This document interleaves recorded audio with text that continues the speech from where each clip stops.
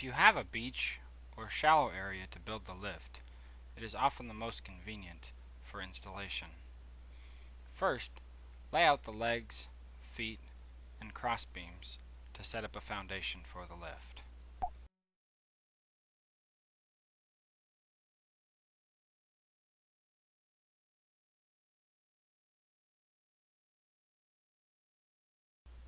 Next, add the two side beams to connect the cross beams and side beams together.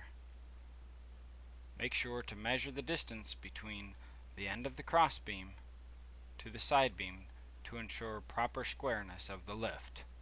This is especially important if you will be adding a canopy to the lift.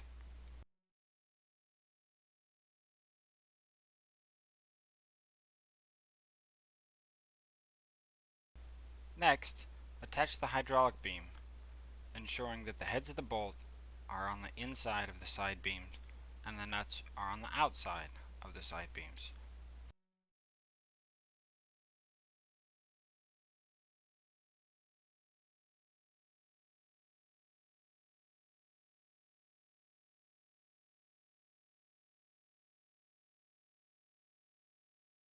Attach the rear and front H-frames to the lift. Next, attach the two hydraulic cylinders in the rear of the lift. Make sure that you insert all pins and bend all cotter pins. Attach the bunks using the 4-inch pins, washers, and cotter pins included in the hardware kit. It is easiest to start with the rear of one bunk, complete one bunk, and then move on to the second bunk. After ensuring that all nuts and bolts are tight and all cotter pins are in place and bent, for this installation we will put a flotation device underneath the lift and push the lift into place. It is now time to hook up the power unit. Open the box, remove the red shipping cap, make sure to keep the rubber gasket. Hook up the solar panel properly. Replace the reservoir cap.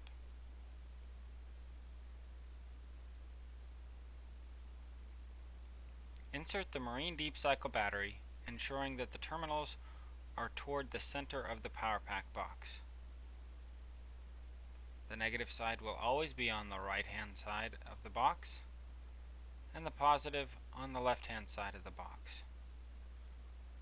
Tighten the wing nuts firmly by hand,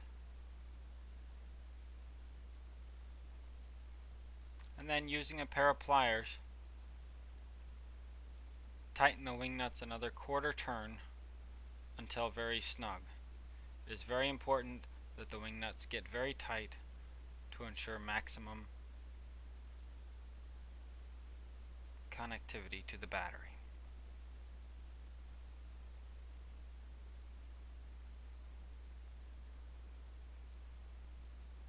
Once the lift is in position, attach the hydraulic lines. Use an 1 3/4 wrench or a large crescent wrench and a 3/4 inch wrench to make sure the hose does not rotate. Ensure that the lines are tightened to where there is no space between the female and the male quick disconnect. If the quick disconnects are not properly seated, the lift will not operate properly.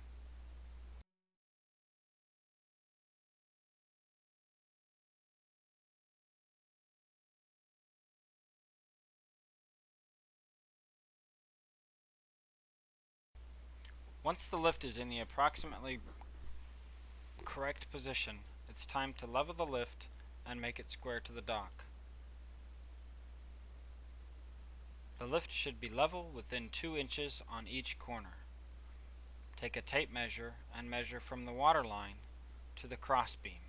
Each of these measurements should be within 2 inches of each other.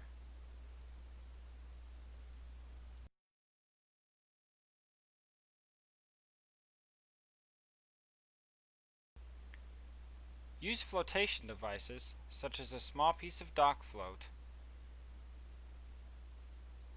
or inflatable bags to help the installation process.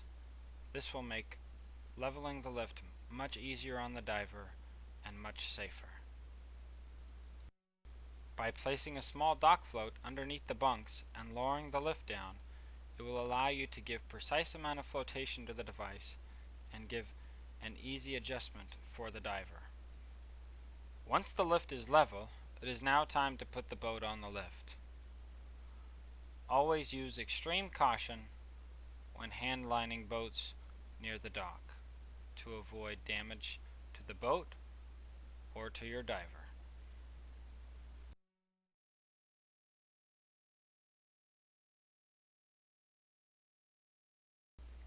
When putting the boat on the lift for the first time, always have a diver in the water. This will ensure you do not damage any external parts of the boat and that the boat is in the proper position for the first time. For a runabout such as this, line the back of the bunks even with the back of the boat. Each boat will vary slightly due to engine configuration and differences in weight on each boat.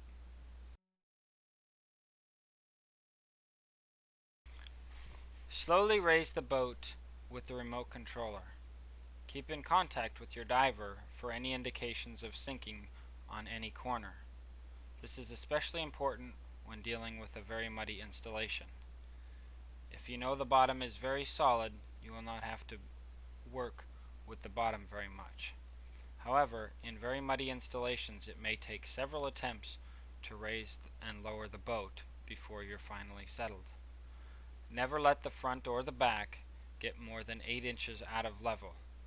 Raise the boat slowly, and if the lift sinks, lower the boat down, raise the back end, and repeat the process as necessary.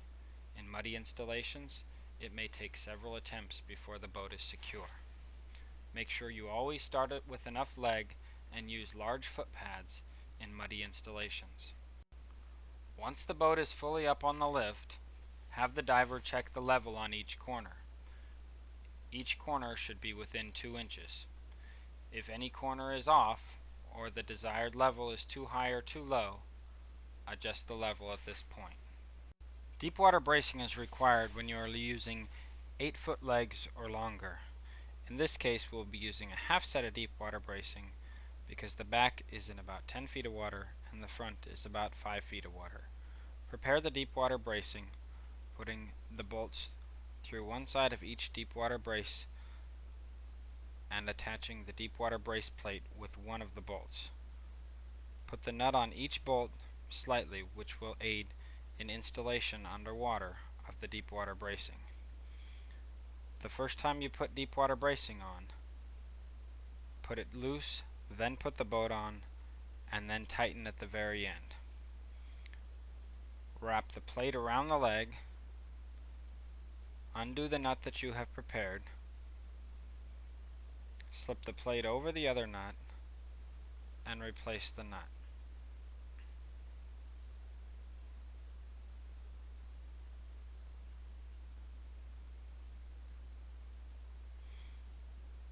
You will create an X on the rear or side of the lift, depending on the orientation of the lift. The deepest part of the lift will always get the X. The sides, which will be going to shallower part of the water, will get one deep water brace length from the leg to the other leg.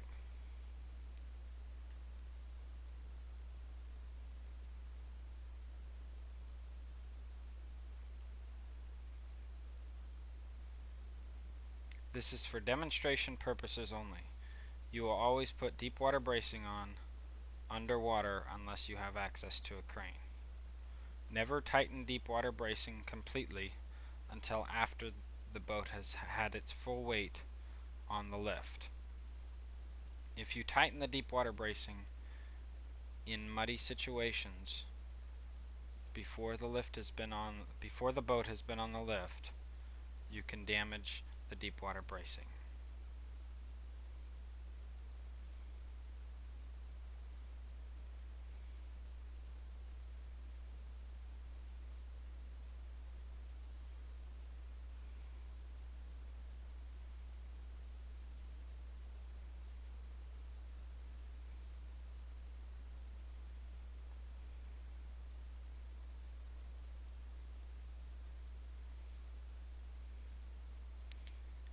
After completing the X,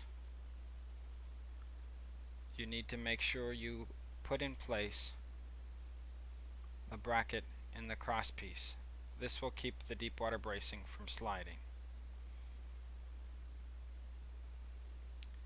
It is best to prepare the cross piece as shown. Put one bolt